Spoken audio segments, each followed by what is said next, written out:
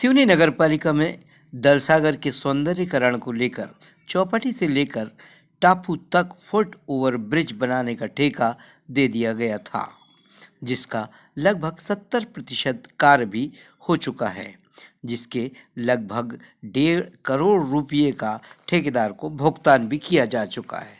अब माननीय न्यायालय ने आर्द्र भूमि को लेकर स्टे भी दे दिया है, जिसके बाद काम बंद होने से तालाब में कीचड़, सड़ांध व कचरे का ढेर लग गया। सीएमओ नगरपालिका सिवनी से जब पूछा गया क्या उन्हें इसकी पूर्व में जानकारी नहीं थी कि आर्द्र भूमि में कार्य कराया जा सकता है या नहीं, तो उन्होंने कहा नहीं, हमें इस बात की जानकारी नहीं थी। उनके अनुसार लगभग 1 करोड़ 40 लाख रुपए का ठेकेदार को भुगतान भी किया जा चुका है। इस संबंध में जब स्टे लेने वाले एडवोकेट नवेंदु मिश्रा से बात की गई तो उन्होंने भी विस्तार से अपनी बात रखी, जो इस प्रकार है। नगर पालिका द्वारा इस दलसागर तालाब में जो कार्य किया जा रहा था, फुट ओवर ब्रिज बनाया जा रहा था, उसमें माननीय न्यायालय से आपने स्टे लिया है जी। कारण क्या है? देखिए, दलसागर तालाब सिवनी की एक अनमोल धरोहर है। ये जितनी खूबसूरत दिखता है, इसका टापू जितना खूबसूरत दिखता है, उतनी ही ये सिवनी की लाइफलाइन है, क्योंकि ये जो पूरा का पूरा 18 हेक्टेयर का हमारा तालाब है, ये लगभग सिवनी शहर के आधे से ज़्यादा क्षेत्र के वाटर को रिचार्ज करता है। ग्राउंड वाटर लेवल इसी से भरता है। तो फुट ओवर ब्रिज अगर बनाया जा रहा था तो इस मतलब स्थान से बीच में जो टापू है उसको जोड़ा जा रहा जी। था, उसमें क्या तकलीफ थी?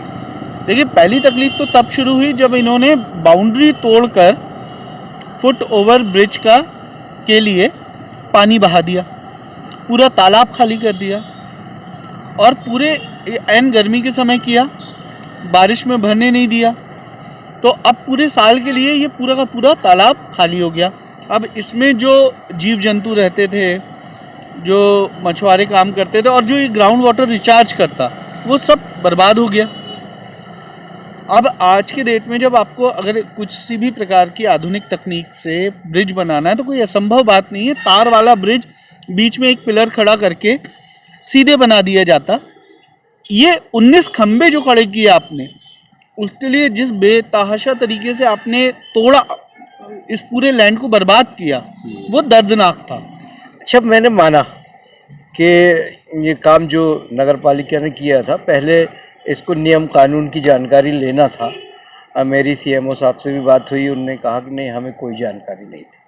अब दूसरी बात यह है कि स्टे तो हो गया, अब माननीय न्यायालय का स्टे हुआ है, कितने दिन, कितने साल, कितने महीने लगेंगे कुछ नहीं कहा जा सकता। सड़ांध जैसी कि वैसे ना तो पानी स्टोर हो सकता। अगर ये सब नहीं हो सकता तो इसका जिम्मेदार कौन है? देखिए, सड़ांध होने का जिम्मेदार तो नगर पालिका है। क्यों? क्योंकि पानी उसने खाली किया। पानी खाली करने के बाद सिल्ट साफ करनी थी, जिस पर हमने आपत्ति भी दर्ज की थी और हमने कहा भी था नगर पालिका को कि तालाब खाली हो गया, आप सिल्ट उठा लो, जो कचरा है वो भी साफ कर लो। दूसरा, ये ऐसा नहीं रहेगा, क्योंकि कोर्ट के ऑर्डर और एमपीपीसीबी के ऑर्डर में है कि नगर पालिका को पूरी घास काटनी है, सफाई करनी है इसकी, और इसमें पानी रिस्टोर करना है। तो ये ऐसा खाली नहीं रहेगा, ये गलतफहमी है। इस तरीके से खाली नहीं रखा जाएगा इसको। कॉन्ट्रैक्टर को लगभग 1.5 करोड़ का पेमेंट हो चुका जी।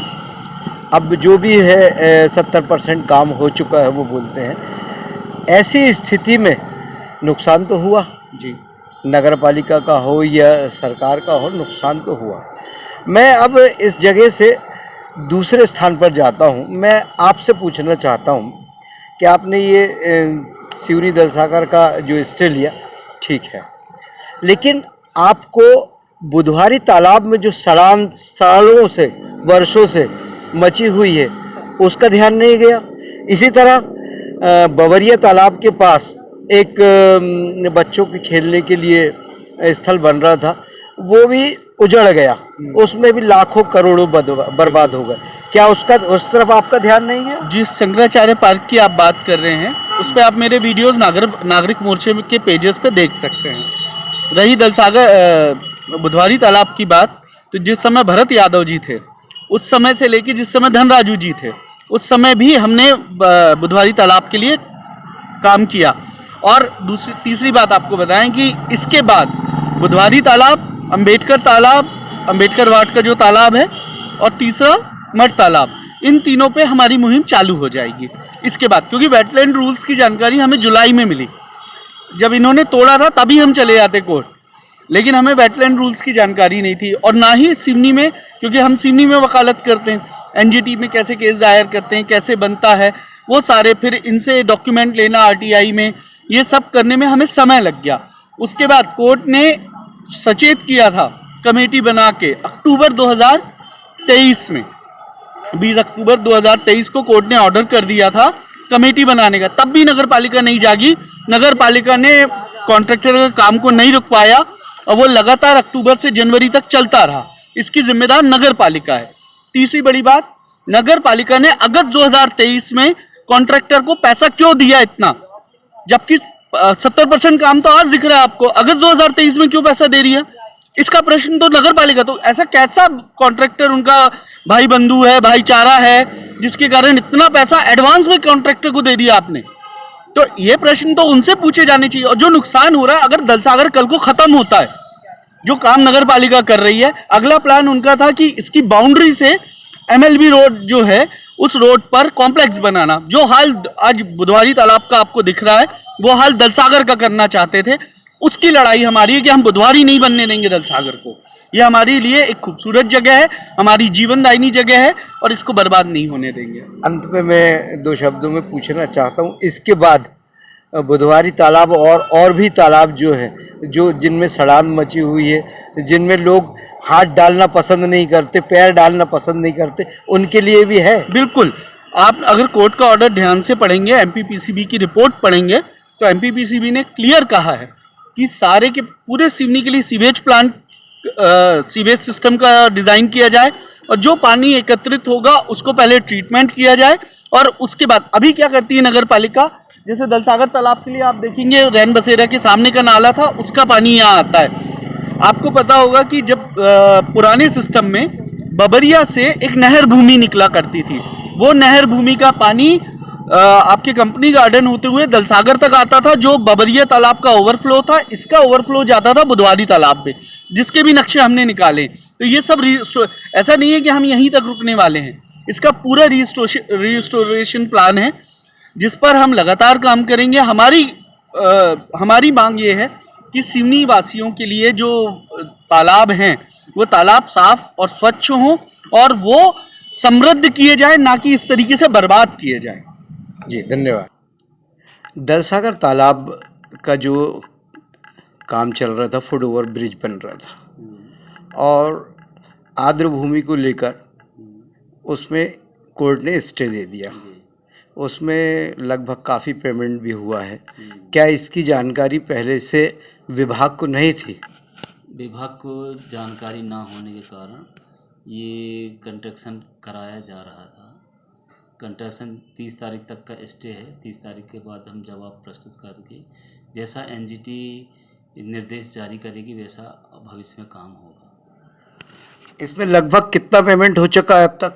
लगभग 1.5 करोड़ के आसपास पेमेंट हो चुका है। बाकी और कितना है अभी? तो जो इसका निर्धारण होगा मापदंड के अनुसार, जो भी निर्माण कार्य किया जाएगा उसका होगा।